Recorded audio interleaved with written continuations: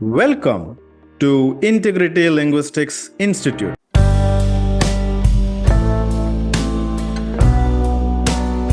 Here we'll be discussing listening part B today. Right. So, what exactly are listening part B extracts or audios? So, for that, I want everyone to imagine a very, very happy situation. Right. So, imagine a very happy situation where all of you have written your OET, all of you have received your exam results, and all of you got really good scores in OET, and now every one of you are working in your dream countries, right? US, UK, Australia, Ireland, New Zealand. Okay, whichever your dream countries, you're working there as a registered nurse.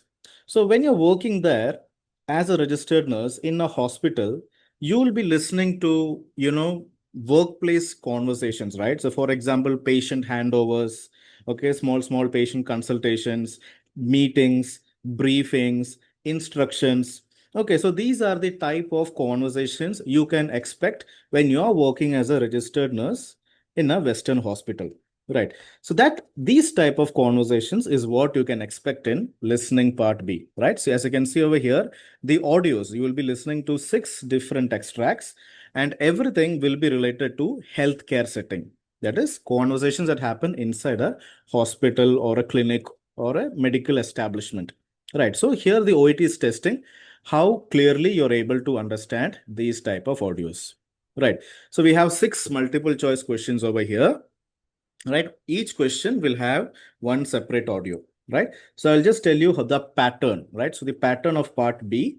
So they'll give you 15 seconds time to read the question, to read one question. Then they will play you the audio for 30 seconds.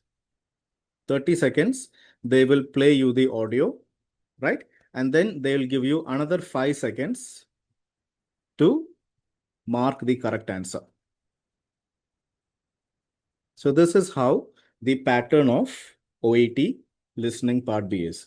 And then once again, once one question is over, then another question will come. So they'll once again give you 15 seconds time to read the question, and then they'll play you the 30 seconds audio, and then they'll give you another 5 seconds to mark the correct answer.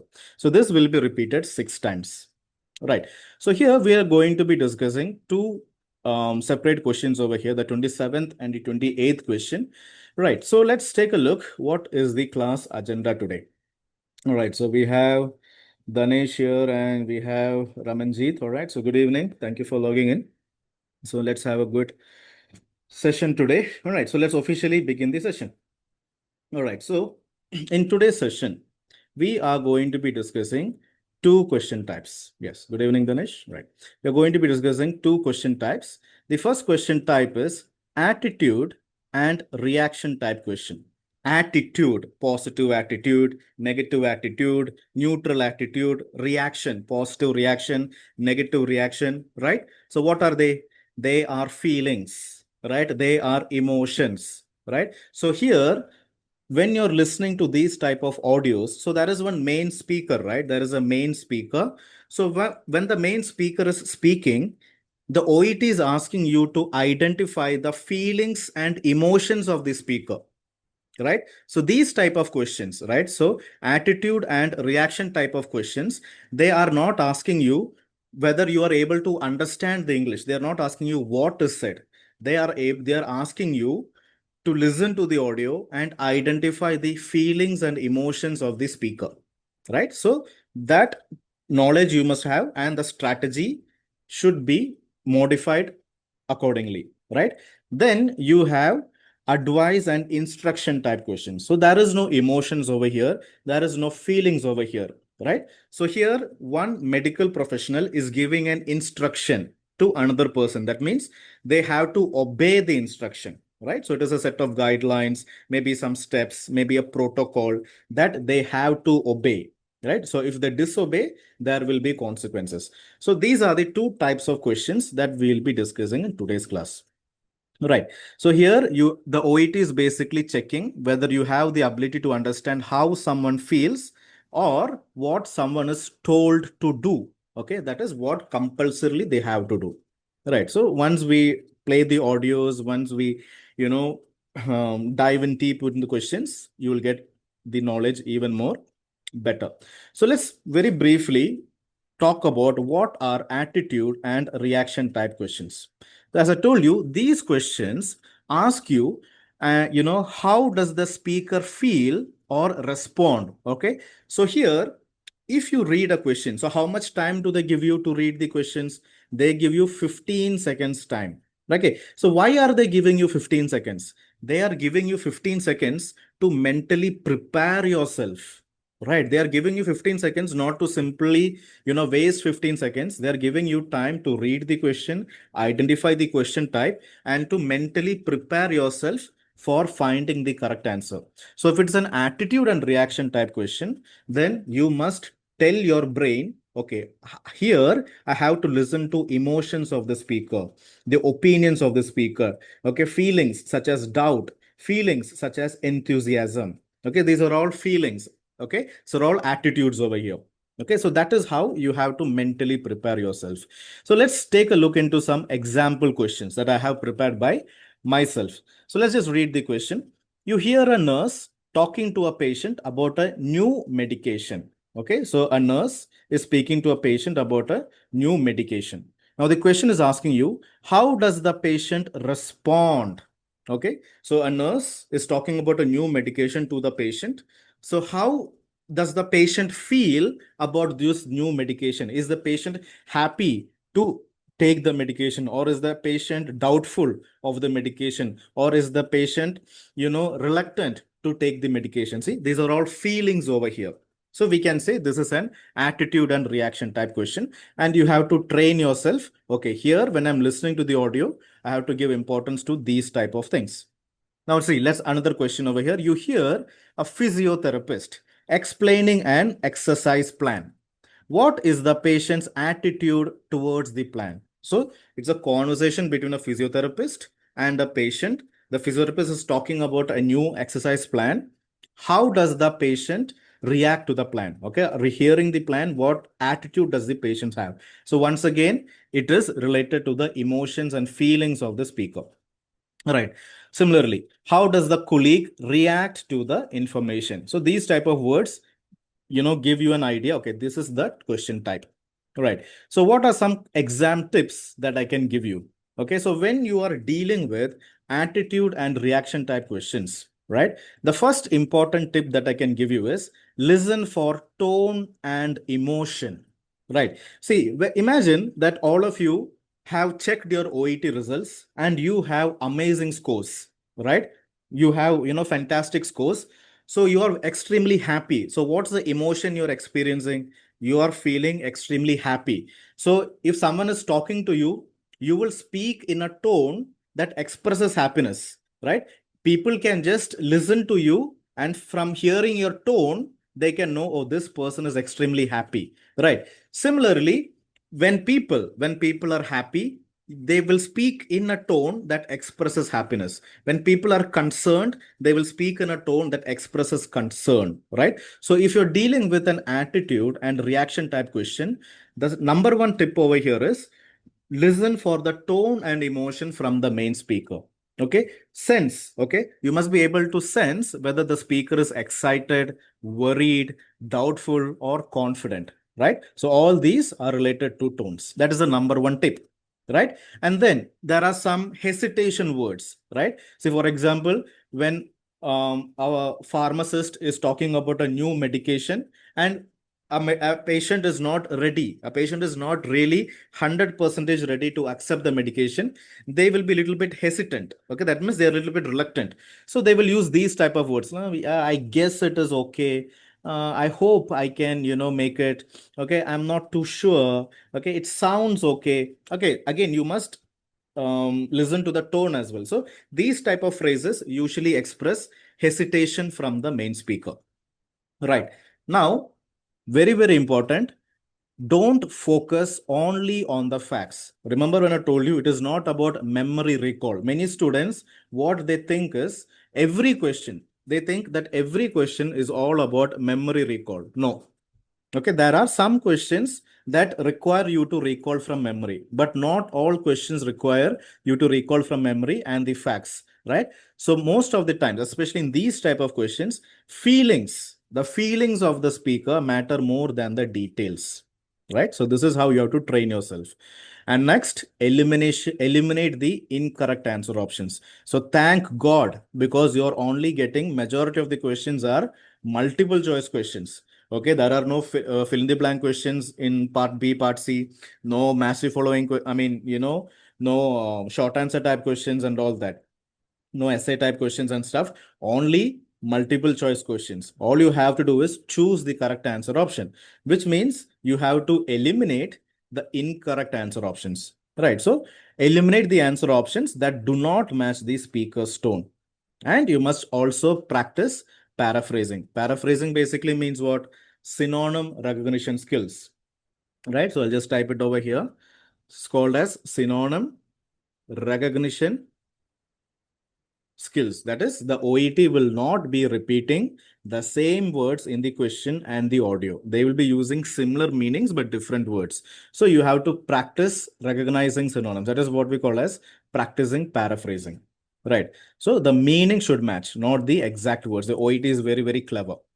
Now let's talk about the second type of question, which is the advice and instruction type questions. Now see, here there are no emotions. Here there are no feelings. Here it is an instruction that has been given. Okay. A set of steps that someone has to obey. Okay. So there is an authority person, authority figure over there, and that authority figure is giving, okay, a set of guidelines for someone to follow. Okay. So here, what does the speaker tell the listener to do? So we have one main speaker and we have one listener as well. So the listener is the one who has to obey the instructions coming from the speaker. So how should you mentally prepare yourself? See, they give you 15 seconds time, right? So when you get 15 seconds time, you have to identify, okay, this is an advice and instruction type question, which means here I must not listen to emotions and feelings. Here I must listen for clear directions. Okay, I must listen for warnings. I must listen for steps that needs to be followed, right? So like this, your strategy should be modified to this type of question, right? So only then you cannot approach every single question the same manner. So let's see what are some example questions that I have prepared by myself over here. Now see, you hear a senior nurse advising, right? Advising a trainee about infection control, right? So who's the main speaker over here? The main speaker over here is the senior nurse. Who's the listener over here? A trainee, right? So an intern over here, a junior someone. Okay, about infection control, a conversation is going on. Now see, what does she tell the trainee to do? So here she is instructing the trainee to do one thing. And what is that instruction? What is the advice? Okay, so here emotions and feelings are not there, but it is going to be a direction, a warning, or few steps that needs to be followed. Right. Now let's come to this question over here. You hear a pharmacist talking to a patient about medication use. What advice does the pharmacist give? So who's the main speaker over here? The pharmacist is the main speaker. Who's the listener? A patient. What is the topic? Medication use. What is your duty here? What is your question stem over here? What advice does the pharmacist give? So the pharmacist is giving an advice, right? So what are some exam tips? Okay, what are some exam tips for advice and instruction type questions? Listen to these type of action words. See, remember, it is guidelines. Okay, it is, someone is advising, giving warning, giving directions.